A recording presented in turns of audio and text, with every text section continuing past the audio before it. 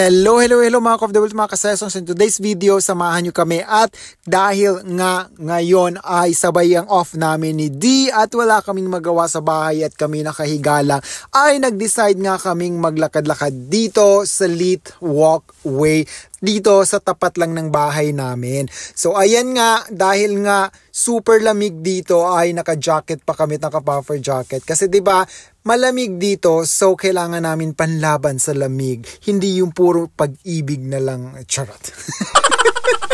So ayan, samahan nyo kami mga ka-OFW maglakad-lakad dito sa Lit Walkway. Napakaganda nitong mga ka-OFW, nitong walkway na to.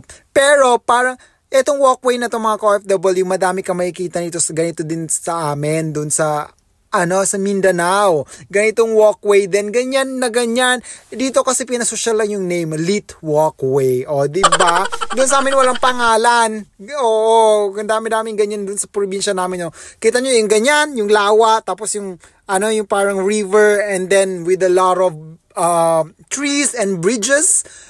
Ay nako, Diyos ko, ang dami nyo doon sa amin. Pero puro tayo yung makikita mo. Charot. So ayan, kasi di sabi ko mag-walk holding hands while walking, ayaw nga niya kasi nga hindi nga siya sweet hindi siya mahilig sa mga ganung mga drama. So ayan, kita niyo ganyan na ganyan talaga, promise. Yung sa probinsya namin may makakita kang ganyan, ang daming puno, tapos yung parang nakakatakot. Ito nga lang dito sa New Zealand mga ka-OFW, yung forest nila or yung mga ganitong park, kahit na madidilim, walang snakes. Kasi hindi nga daw nabubuhay yung snake dito sa New Zealand. So, ayan yung mga puno mga ka-OFW, ang lalaki niya na saka ang tataas. Kung sa amin pa yan pinutol na at pinakain na sa mga baka. So, ayan, let's continue walking the Lit Walkway mga ka-OFW. Ang ganda nitong Lit Walkway, yung lookout niya mga ka-OFW. Pero kailangan namin maglakad ng 45 minutes para maabot namin yung lookout na yun mga ka-OFW. So tara, samahan niyo pa rin kami. At ayun nga, first time ko na nga makakita nitong itong leaves na to na na-fall. Parang ako na-fall kay D. Charot. So ayun nga, ang cute-cute pala nung leaves na yun mga ka-OFW. Kita nyo yan, diba? Bonggang-bongga. Hindi na-fall yung leaves. Sinaantay ko siya. Hindi na-fall. Hayop siya. So anyway, let's move on. Dahil wala naman tayong magagawa kung hindi mag-move on. Katulad ng pag-iwan sa'yo, kailangan mo na mag-move on. Huwag ka nang umasa na mahuhulog pa siya ulit. Kasi yung dahon nga hindi na nahulog. Hayop siya. And then, ayan, after paglalakad namin ng more than 30 minutes, halos abot na namin yung pinakataas ng Lit Walkway, yung lookout niya. So, ito daw, dati ito mga ka-OFW, may daw ito, may parang parang daw yan siya, yung parang may falls, parang, basta may tubig daw yan siya, but nag-dry na siya due to the global warming effect, Kimberley. Ganun daw. Meron daw yan. So, wala na. Hindi ko na namin nakita kasi due to, keme. So, ayan. Magpapapicture kami ni D dito. Ayan. Tawa-tawa lang yan si D. Pero naiinis na yun siya sa akin. Kasi, hindi na kami natapos. Hindi na namin naabot yung pinakataas. Kasi picture ako ng picture. Eto na pala yung pinakataas mga ka-OFW. Ito, dam. Ito siya mga ka-OFW. Dam. Madam-damin. Charot. Madamdamin si Beshi. Bakit madamdamin ang Beshi ko? So, ayan. Ang dito mga ka-OFW sa New Zealand, napansin ko lang, parang kung sa Pilipinas lang to, normal lang na makikita mo itong ganitong mga mga bagay-bagay, yung mga creek, mga yung Lit Walkway, mga reservoir, ganun. Normal lang yan. Sa amin talaga sa probinsya mga ka-OFW, yung ganyan, ang daming ganyan sa amin. Diyos ko, yung irrigation sa namin, sa farm, ang dami.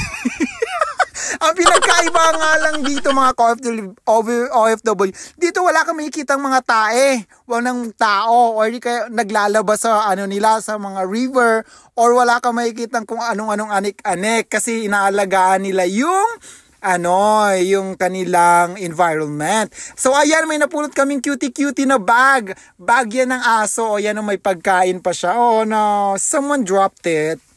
Ka-cute, di ba? Parang bag ng ng sanggol. So, ayan naman.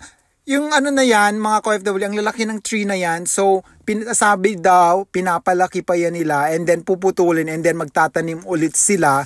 Kasi nga, iaangkat nila or i-send nila to import. Ganun daw yun sa kanilang mga drama dito.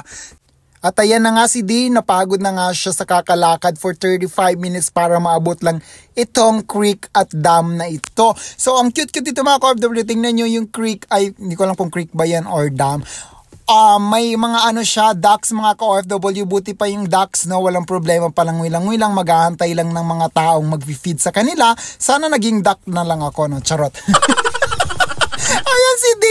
Ayan, patawa-tawa lang yan siya pero galit na siya kasi ay nako Diyos ko.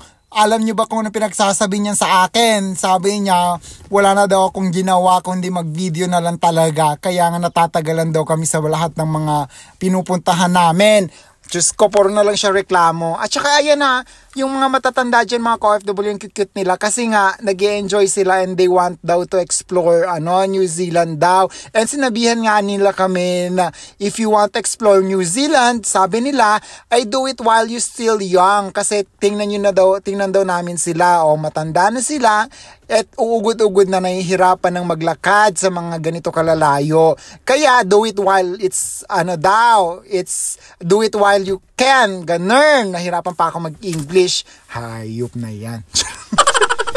So ayan, yan yung dam talaga yun siya mga ka-OFW. Ang cute-cute, diba? Wala ka nakikitang mga tae-tae. Naku, Diyos ko talaga. Ay, may tae, char. Ay, si D pala yun. Nag-e-emote. Emoterang D yun. So, ayan. Ang cute-cute dito mga ka-OFW. Very, very relaxing yung hangin. Napaka-fresh. Wala kang na pollution sa hangin. Tapos, very, very refreshing talaga sa utak. Hindi mo masyadong dito, pag nandito ka sa nature dito sa New Zealand mga ka-OFW, parang you will not feel the pressure of the life. Parang break free ka lang sa Ay! Yan si bakla, break free lang. Yan. Ayan, di ba? Healthy mental health na simula na nandito siya sa New Zealand. Ay, nako talaga, buhay-buhay laban lang, no? Diyos ko. Tapos, ayan, arte-arte, si D, picture-picture. Ayan. Pak, arte. Sabi ko, isa pa, pak. Yan.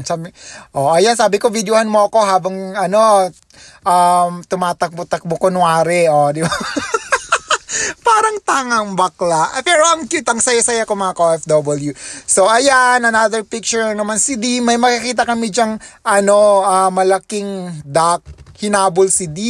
Ayan, di ba? Pa-sweet-sweet kami ni D. And, charan, may pupuntahan pa kami sa pinakataas. So, at ayan, nahihirapan nga siyang umakyat, kaya pinush ko na lang yung puwet niya. Char. So, ayan, sinigawan ko siya. Sabi ko, catch me, D! I'm falling for you! Charot. Sabi ko, di catch me. Kasi nahihirapan ako, pabebe. Ayan, tingnan mo yung mukha ni Dio. Galit na naman. Kasi pabebe. Kasi nga, pabebe lang talaga ako. So, ayan. May pa tayo. Ayan yung nila, yung kanal. It's dry na. So, ayan, hindi na namin alam kung saan kami pupunta kasi no end na yung yung walkway dito. So, kaya nagpasya na lang kaming pumunta sa pinakataas talaga. Yung pinakatuktok nito. At ayan, ito na nga yung pinakataas nitong lit walkway mga ka-OFW. Ayan si D, nagpapa-picture, nagpapa-video siya. Pero takot na yan siya kasi may fear of height siya. At dahil nga mag-aalas 7 na at tirik pa rin ang araw at gutom na kami, we decided to go home at kumain kasi nagugutom na nga si D, the always gutom D. So ayan, ang lamig-lamig dito kahit alas 7 at pansin nyo ba mga ka-OFW, alas 7 na pero tirik na tirik pa rin yung araw. Ganyan talaga pag dito mga ka-OFW pag spring. Spring ba? Spring. May pa rin kahit alas 9 na may araw pa rin dito, nakakaloka, di ba? Diyos ko, ayaw atang ni Haring Araw. Magpaawat, tirik na tirik pa rin, nakakaloka. So ayan mga ka-OFW, pauwi na kami at gutom na talaga si D at napagod daw siya at hindi siya sanay mag-walking kasi nga ang gusto lang niya matulog at kumain at makasama ako sa bed. Charot. So ayan, nandito na kami sa bahay mga ka-OFW. Thank you for watching. Bye-bye mga ka-OFW till the next mini vlog. Bye! See ya! Mwah mwah chup chup!